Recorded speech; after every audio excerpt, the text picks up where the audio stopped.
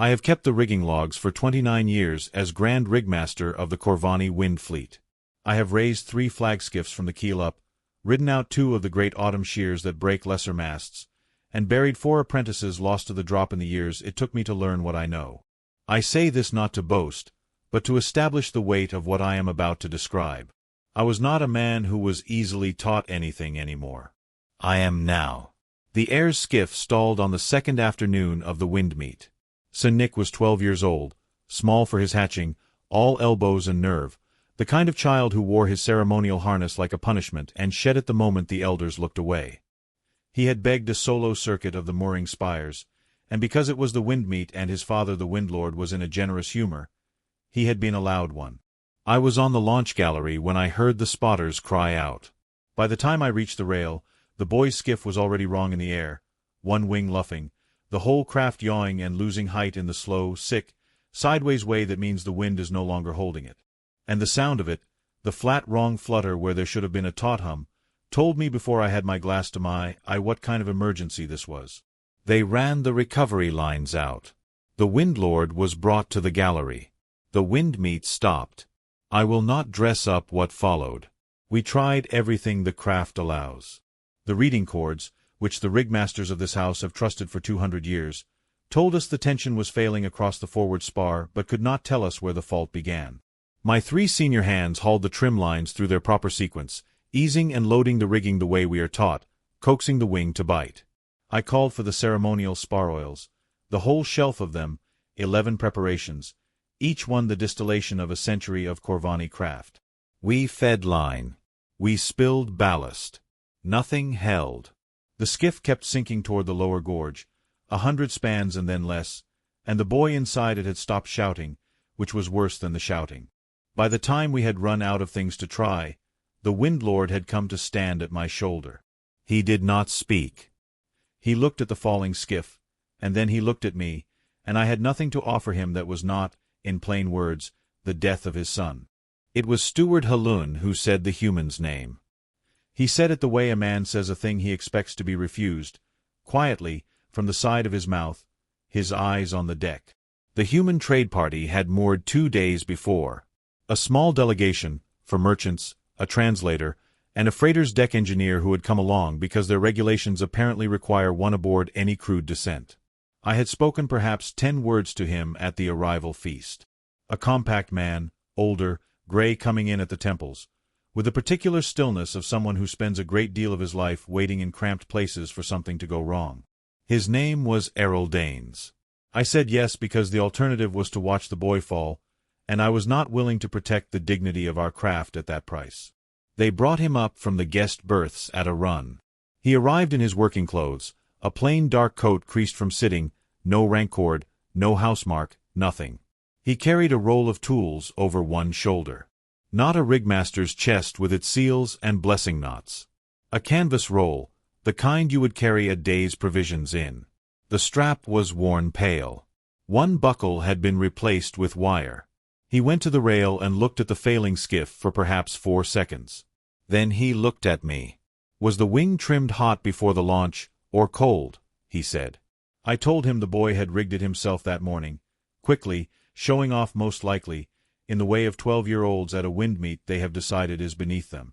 Daines nodded and unrolled his tools on the deck. And I watched him take out of that roll a thing so plain it offended me. It was a spring scale, a little hand tension gauge on a hook, the sort a market clerk weighs grain with. He clipped it to the nearest recovery line, took the load in one hand, and read it. Then he asked for the line to the skiff's forward spar to be brought to him, and he did the same, and he watched the needle, and he watched the falling boat, and he said nothing for what felt like a very long time and was perhaps 20 seconds. The spar isn't broken, he said. The forward anchor point has slipped its seat. The whole wing's loading through one bad fitting, and the harder you haul, the faster it tears. Stop hauling. He said it the way a man tells you which board on a bridge is rotten. Not performing. Not comforting. Just the shape of the problem, set down where we could see it. Stop hauling, my senior hand repeated, because it was the opposite of everything we knew. Ease the forward line. All the way off. Take the load on the aft pair and let the wing find its own angle. He was already moving, clipping himself to a recovery harness, one-handed, without being asked. "Somebody feed me out." Halun looked at me. I gave the order. They ran Danes down the line into open air, out over the gorge, a small gray man swinging beneath the gallery on a borrowed harness with a canvas roll clenched between his knees. He came alongside the sinking skiff. I could not see his hands from where I stood, only his back, and the boy's white face turned toward him. He worked at the forward fitting for perhaps a minute and a half. He carried no ceremonial gear at all, only a plain driver and a length of strap he threaded and drew tight and cinched off with a knot I did not recognize and have since taught to every apprentice under me. Then the wing bit. Not all at once. The way the tide turns, gradually and then past all doubt. The luffing stopped. The skiff steadied, lifted its nose, and began, slowly, to climb back toward the spires under the aft lines alone. Danes rowed up beside it the whole way, one hand resting on the hull, unhurried, already looking at the next thing. They brought the boy in over the rail into his father's arms. Danes came in a moment after, unclipped himself, and began coiling the borrowed harness with the mild attention of a man who had finished a job and was thinking about supper. "The fitting's holding, but it's a field splice," he said. "Don't fly her again until your people reseat that anchor properly. A day's work for a good hand." Then he added, as though it were a footnote of no weight, "He did nothing wrong. The seat was going to fail on somebody. Better it went on a short circuit close to home." The gallery was silent.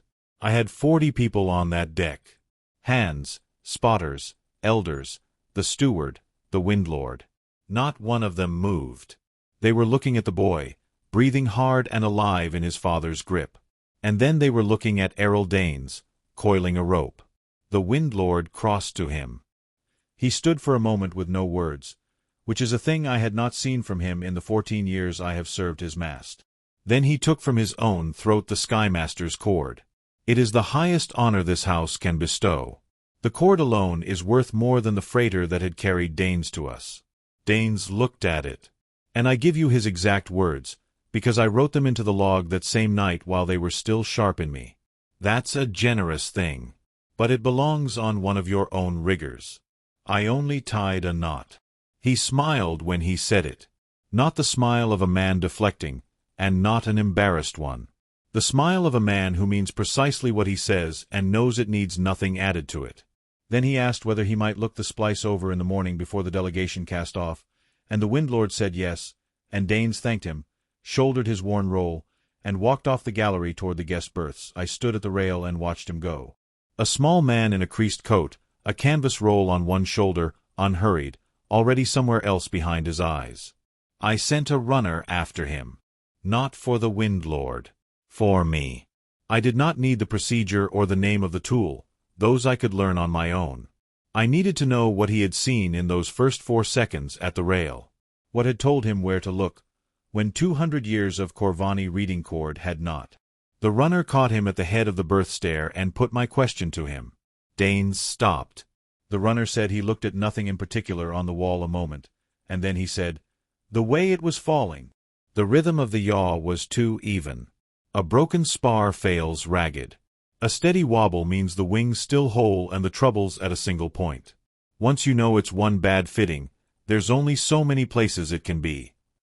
And he told the runner to tell me to go and rest, that I had done nothing wrong, that some faults just want a different pair of hands.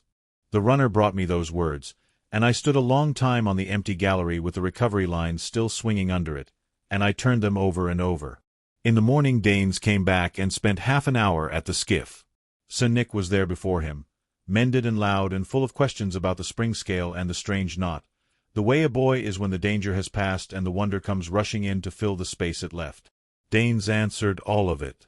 He let the boy work the little scale and read the needle himself. He did not perform for the elders watching from the arch. He only talked to the child. When he rose to go, Sir Nick asked his name. "Errol," he said. "Will you come back?" the boy asked. Danes looked at him a moment. "I don't know," he said. "But she'll fly true either way, and so will you." He set his hand on the boy's shoulder once, the way you do when you mean it, and he walked out. I have kept the rigging logs for 29 years. I added this entry the same night, while the deck lamps were still lit. His name was Errol Daines. He carried a worn canvas roll and a grain clerk scale and 40 years of knowing where to look.